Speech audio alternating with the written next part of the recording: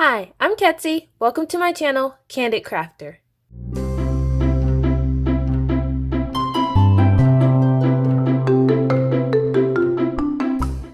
So today's intro is a bit different because the sun has gone down, meaning my lighting has left me. But in today's video, I will be swatching the Kuretake Gansai Tambi, if I'm pronouncing that correctly, watercolors. I have the 12 set of their new colors. It's upside down. And their 18 set. So if you would like to see the way I swatch these paints and hear a little bit about what I think about them so far, sit back, relax, and let the crafting commence.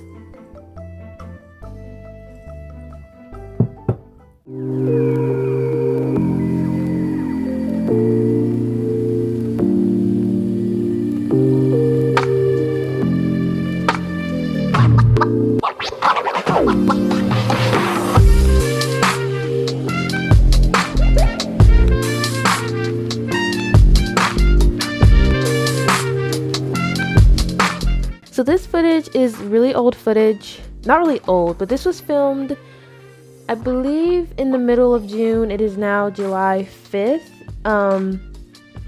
Being that it's World Watercolor Month, I thought that this would be a very fitting video to upload.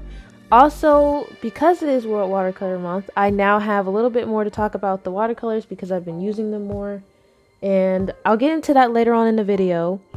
But yeah, this is old footage. Starting off with the 12 color palette, this one has a lot more pastels, but I don't want to call it a pastel palette because not every single color in it is pastel. So the way I'm doing this swatch card is a lot different from what I've seen most people do, but I did learn this from someone else.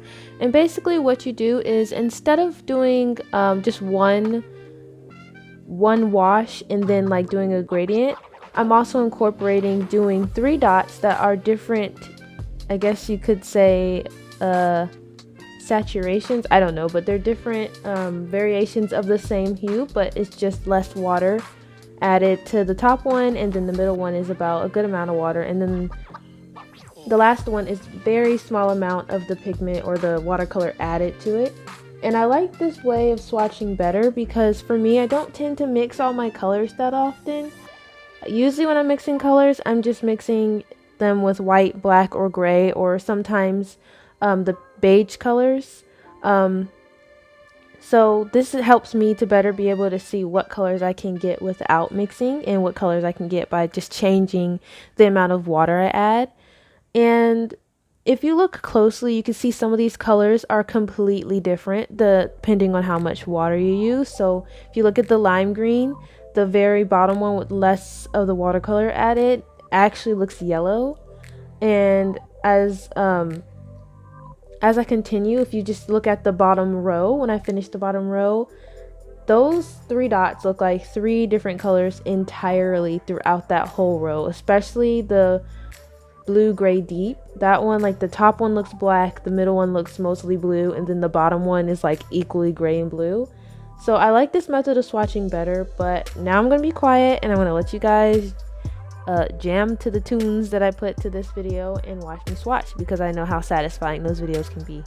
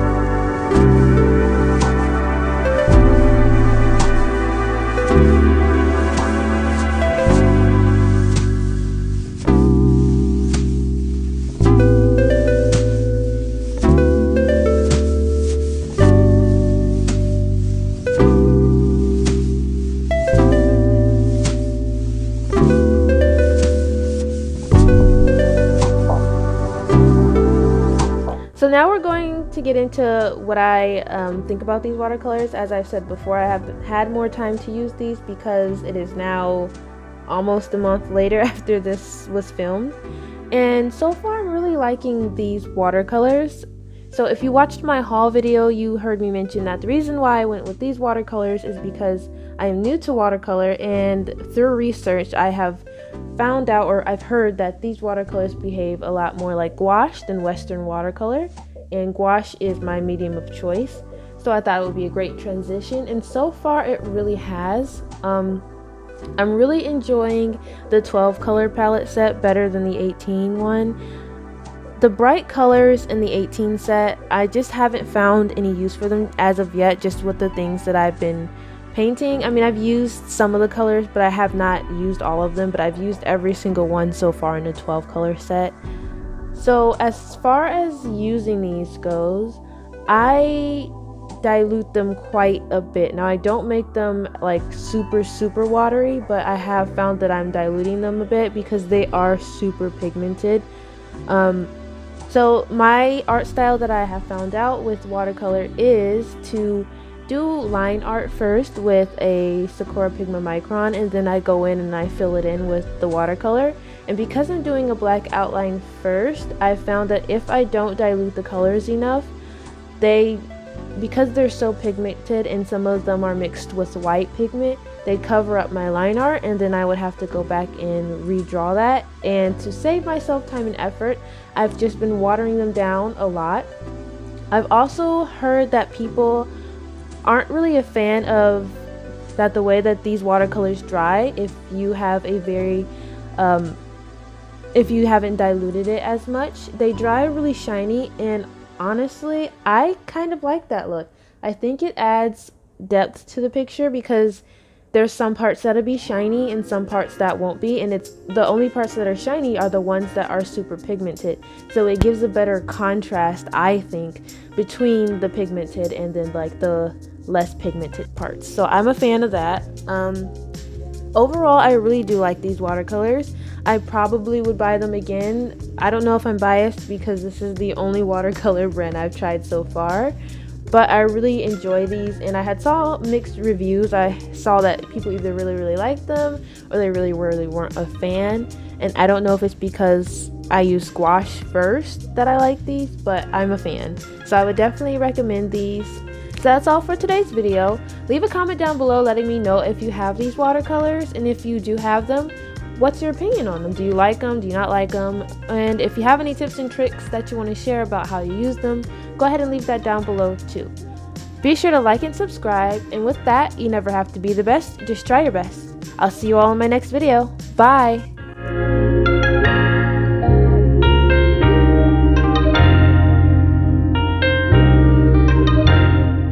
Alright, so apparently I wasn't filming and I messed up all right there, so I'm going to redo this.